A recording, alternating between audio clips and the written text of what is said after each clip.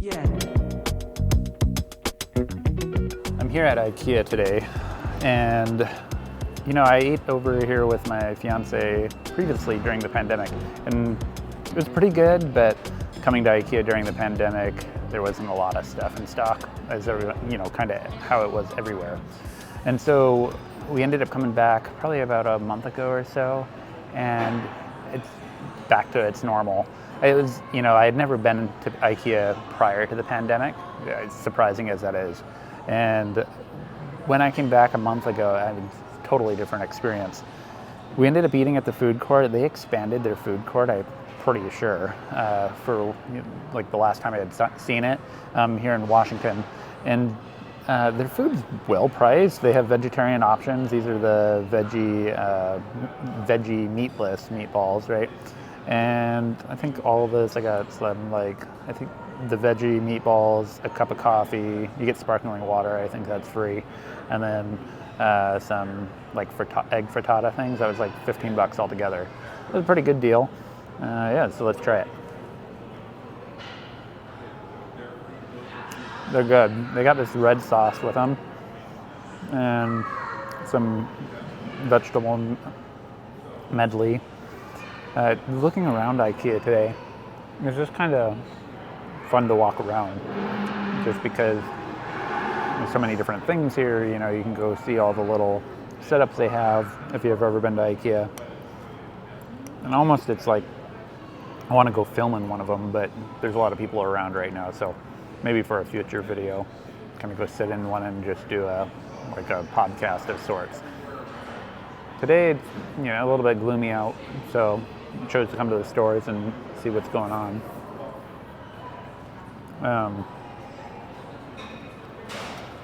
I'm off for the next couple of days, which is kind of nice. So I'm going to try to get out, maybe go on a couple of hikes, and get outdoors a little bit. It's kind of interesting to go around IKEA and, like I said, looking at all these, I want to call them exhibits, but all the setups that they put on, and whoever designs these, it must be really fun to design them. I mean, you get to take things from all over IKEA, put them together in a room. Honestly, I want almost every single one of these rooms that they have.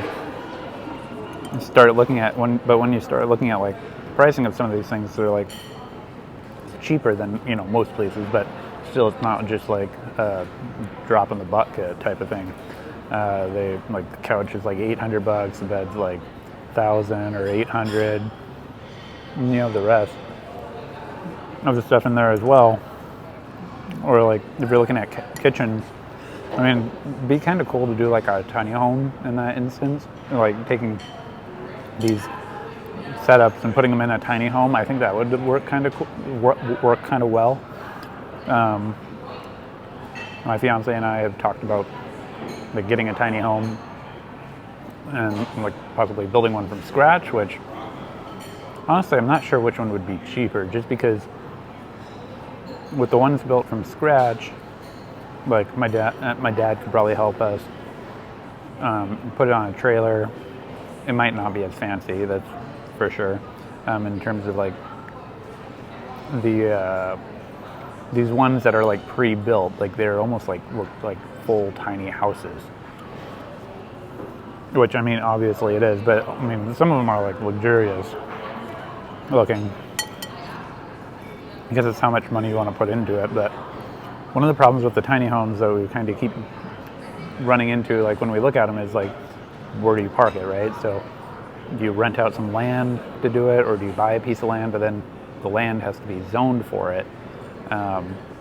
Here in Washington, I believe that the counties in our area are pretty friendly to tiny homes, which is kind of nice. So that's one of our options that we're kind of thinking about.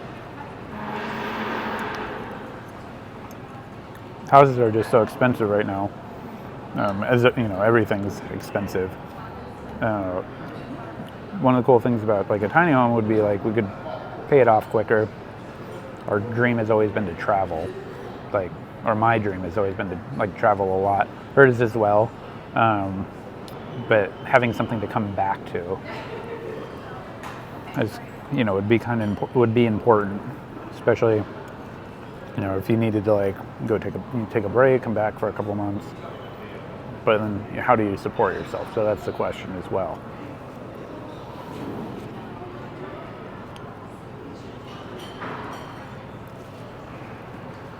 But people do it, and hats off to them.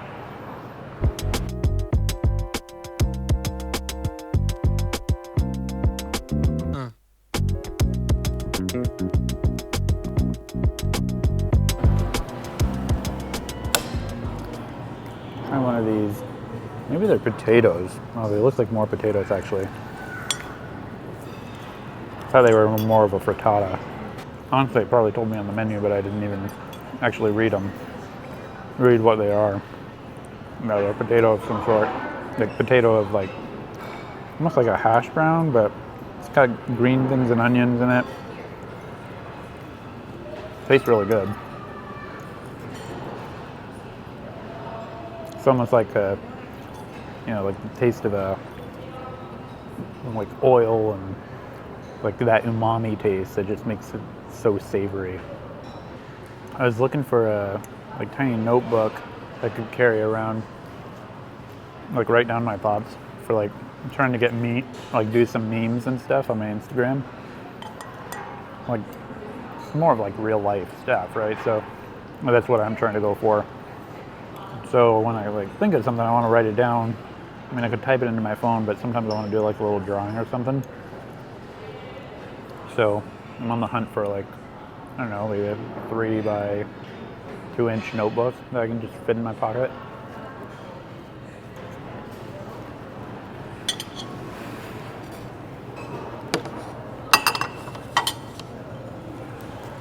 One of my favorite, waters, like, obviously water is water, but there's flavored water, there's sparkling water. I love sparkling water.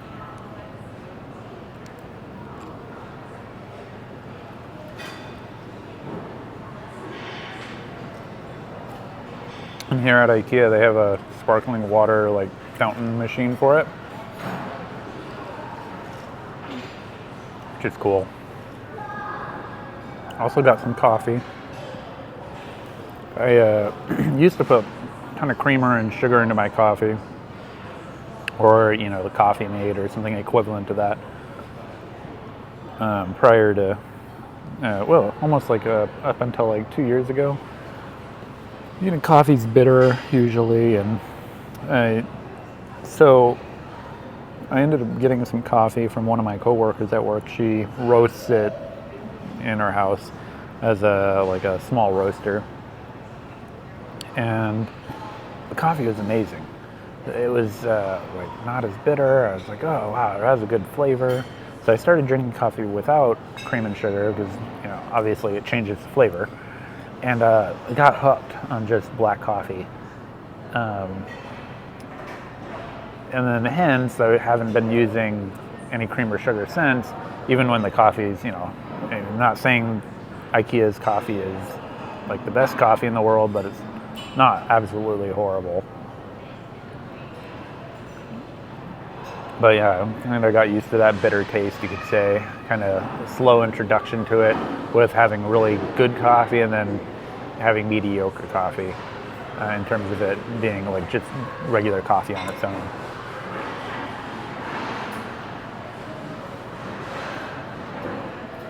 I like to drink caffeine, obviously, drinking coffee. And I had a Celsius the other day, and I always drink a cup of coffee in the morning. And then, if I don't drink a cup of coffee, I usually get a headache. So I'm, addicted to the caffeine. And then usually I'll have a second cup of coffee in the afternoon or a little bit before afternoon. And I ended up trying a Celsius. The first time I actually tried a Celsius was, I thought it was just a sparkling water, like flavored water. And it doesn't say like energy drink anywhere on a Celsius can, or at least not on the front.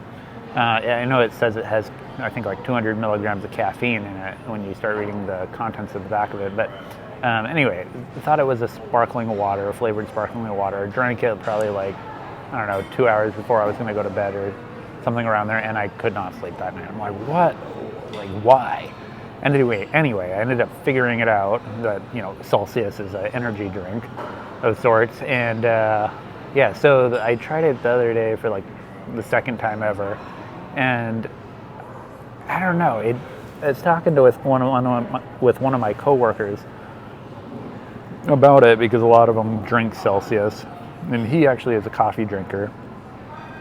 And it's like, oh man, I felt really jittery after drinking this Celsius drink, and I don't normally get that with coffee. And he's like, yeah, I kind of like the smoothness of the coffee, like basically caffeine ride, you could say.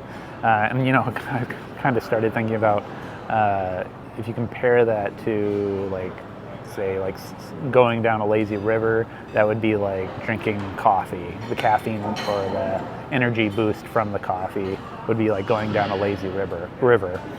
And then like going down, drinking Celsius, it'd be like going down the rapids or like just really choppy. That's kind of how I felt in terms of like that caffeine energy boost. It was like just the jitters. And then I felt really tired afterwards, which doesn't normally happen with coffee and the same extremeness of feeling tired afterwards. And then trying, I drink Red Bulls. Red Bulls don't, do a whole bunch for me. They give me an energy boost, but I don't get those jitters. And Monsters, those are kind of the same. One energy drink that I also have tried that I will never try again most likely is NOS. I don't know actually even if it's still around, but kind of the same thing. It just gave me the jitters, but even worse probably than the Celsius.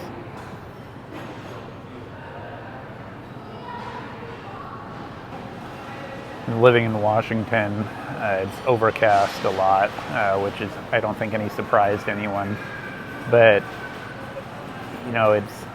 it can get a little, when you don't see the sun for a while, it can, you just start to get a little down. And so really, I lived in Montana for a while, and it was pretty overcast there as well. It's cold though, just colder, I should say. One of the benefits of Washington, even though it's overcast, is that it has a lot of greenery still. And really, for the most part, the grass doesn't really die at any point during the winter. I mean, if we get a lot of snow or get snow, then sure, but really this past winter and the previous winter, we didn't get the snow it snows a little bit, but it doesn't stick. And I love having the greenery around me and being able to go on a hike, fairly close. And it's really you can go, it depends on what type of hike or, a nature walk. There's lots of nature walks, I should say, around. Hikes are a little bit farther out, especially living in the city, like an hour or an hour and a half. But living in Washington, with it being gray, it's not the worst, but being able to get out in nature and get out amongst the trees, the grass, is really nice. And then plus, you have these big stores around you, like Ikea. You can go and walk around them for like an hour or so, just kind of escape the gloom, you could say, of the outdoors. And there's tons of activities here. Skydiving, indoor skydiving. There's Top Golf. I mean, all these cost money, but like here and there you can spend on them and get out and there's basically like something to look forward to in the upcoming days. Well, that was great. So here in Ikea is a good little spot to come and hang out for a couple hours. And thank you for joining me. I'll see you on the next one.